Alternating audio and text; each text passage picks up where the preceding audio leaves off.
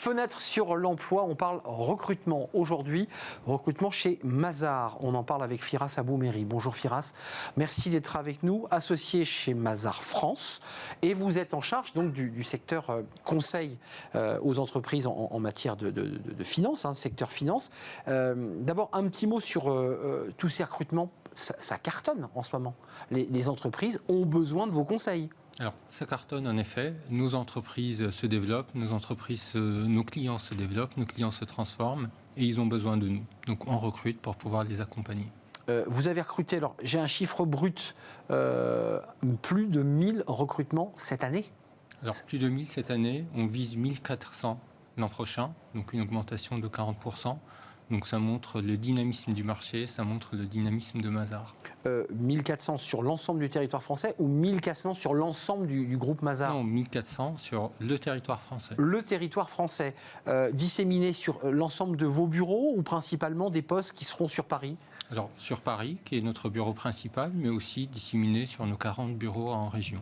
Alors, c'est une émission qui parle d'emploi, évidemment. Quel est le profil de ceux que vous recherchez? Parce que sur ce plateau, très souvent, on a des recruteurs, on a des grandes entreprises, et des plus petites, qui cherchent le mouton à 5 pattes, qui cherchent l'ingénieur ayant toutes les compétences. Est-ce que vous allez recruter des gens en sortant d'école ou vous cherchez plutôt des seniors? Alors, on cherche les deux. On cherche, donc la moitié de nos recrutements sont des jeunes diplômés qui sortent d'écoles de commerce, d'ingénieurs ou d'universités. Et l'autre moitié sont des profils expérimentés, entre 2 à 10 ans d'expérience, qui ont déjà une expérience dans nos métiers ou dans des métiers proches et qui veulent réorienter leur carrière dans une entreprise, dans un cabinet dynamique comme le nôtre. Alors, les enjeux aujourd'hui, parce que vous dites les clients font appel à nous et on le comprend, et par ailleurs, vous êtes obligé de recruter beaucoup. Qu'est-ce qu'ils attendent de vous, vos clients? On est dans des fusions-acquisitions, on est dans des transformations, Qu'est-ce qui fait qu'aujourd'hui, ils sollicitent Mazars? Aujourd'hui, donc, sur nos métiers, on accompagne nos clients sur 3 problématiques, les transactions, le financement et les crises et litiges. Donc les transactions, aujourd'hui, nos clients se développent, font des acquisitions, mais aussi font des cessions pour se réorienter sur leur métier stratégique. Nos clients développent de nouveaux projets, donc ont besoin de financement pour accompagner ces projets. Et puis, pour certains d'entre eux, malheureusement, rencontrent des crises, font face à des litiges pour lesquels ils ont besoin d'un expert financier. Et c'est là où ils ont besoin de nos services.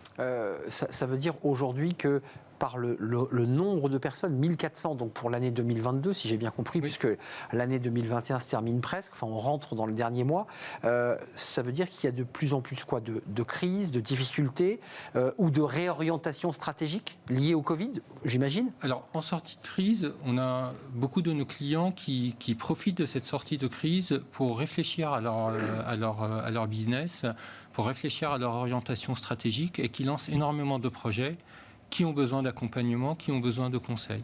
Ça veut dire que ceux que vous allez recruter, ceux qui vont présenter leur CV et je l'espère être reçus, sont des collaborateurs qui seront considérés comme des consultants. Ils partent combien de temps?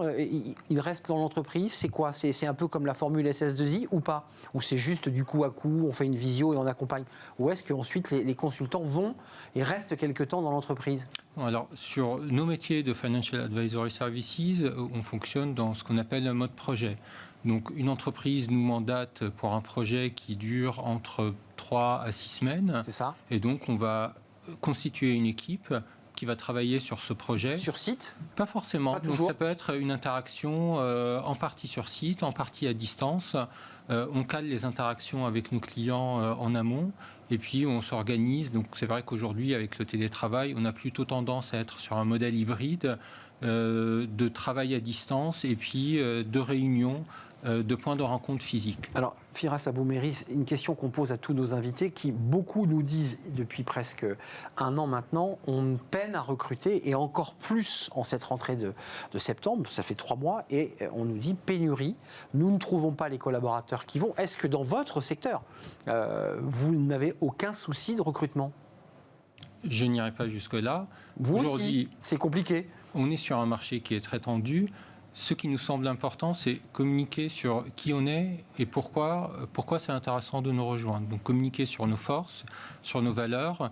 Aujourd'hui, on propose à ceux qui nous rejoignent une liberté d'entreprendre qui est très importante. Par exemple, récemment, on a supprimé les clauses d'exclusivité de nos contrats de travail pour permettre à ceux qui nous rejoignent d'exercer une autre activité en parallèle de leur activité Mazars, s'ils le souhaitent. Donc vous ouvrez aux slashers, comme on les appelle, les slashers. Il peut y avoir 2 activités. On ouvre aux slashers, oui, tout à fait. Quels sont, je dirais, les éléments attractifs?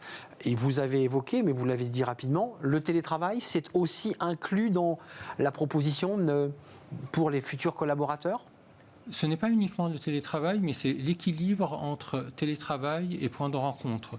Aujourd'hui, après la période qu'on a vécue, on sent une envie de retour au bureau, une envie de se reconnecter à ses collègues, une envie de retrouver le contact physique, tout en gardant cette liberté qui est accordée par le télétravail. Donc on s'oriente vers un modèle hybride, aujourd'hui, qui est largement plébiscité par nos équipes. Qu'est-ce que vous disent ceux que vous avez envie de recruter? Parce qu'il y a à la fois ceux qui poussent la porte de Mazars, qui est un cabinet très prestigieux, international, qui est connu, qui est une marque. Et puis il y a ceux que vous avez envie de recruter, que vous visez, que vous chassez. Qu'est-ce qu'ils vous disent? Qu'est-ce qu'ils exigent de vous pour venir? Hormis le salaire, évidemment, puisqu'il y a la négociation de salaire. Alors, hormis le salaire, ils demandent des carrières rapides et intéressantes.